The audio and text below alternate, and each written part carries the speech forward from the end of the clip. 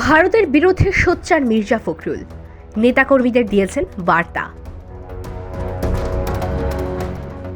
ভারতের অপপ্রচারের বিরুদ্ধে সবাইকে সোচ্চার হওয়ার আহ্বান জানিয়েছেন বিএনপির মহাসচিব মির্জা ফখরুল ইসলাম আলমগীর। তিনি বলেছেন, 5 আগস্টের পর ভারত থেকে বিএনপির বিরুদ্ধে সংখ্যালঘু নির্যাতনের মিথ্যা অভিযোগ তুললেও তার তথ্য প্রযুক্তির ব্যবহারের মাধ্যমে প্রতিরোধ করতে পারেননি নেতাকর্মীরা।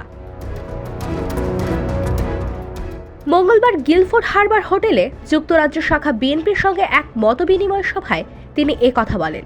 বাংলাদেশ ও বিএনপির বিরুদ্ধে আন্তর্জাতিক পরিমণ্ডলে যেসব অপপ্রচার ছড়ানো হচ্ছে তা প্রতিরোধে বিএনপির নেতাকর্মীদের সাইবার জগতে জোরালো ভূমিকা রাখার তাগিদ দেন ফখরুল।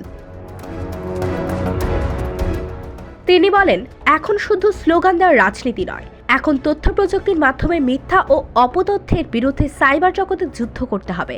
বিএনপি মহাসচিব বলেন, গত 5 আগস্টের পর ভারত থেকে প্রচার করা হলো যে বাংলাদেশে বিএনপির সংখ্যালঘুদের উপর আক্রমণ করছে। মুহূর্তে তা বিশ্বব্যাপী ছড়িয়ে পড়ল, কিন্তু এই মিথ্যা অপবাদের বিরুদ্ধে বিএনপির নেতাকর্মীরা তথ্য প্রযুক্তি ব্যবহার করতে যথাযথ প্রতিরোধ করতে পারেননি বলে আমি মনে করি। তিনি বলেন, যুক্তরাজ্যের পার্লামেন্টে 4 জন ব্রিটিশ এমপি বিএনপি ও বাংলাদেশের বিরুদ্ধে কথা বলেছেন। তার মানে আমরা এখানে ব্যর্থ হয়েছি, আমরা সঠিক চিত্রটা তাদের কাছে পৌঁছতে পারিনি।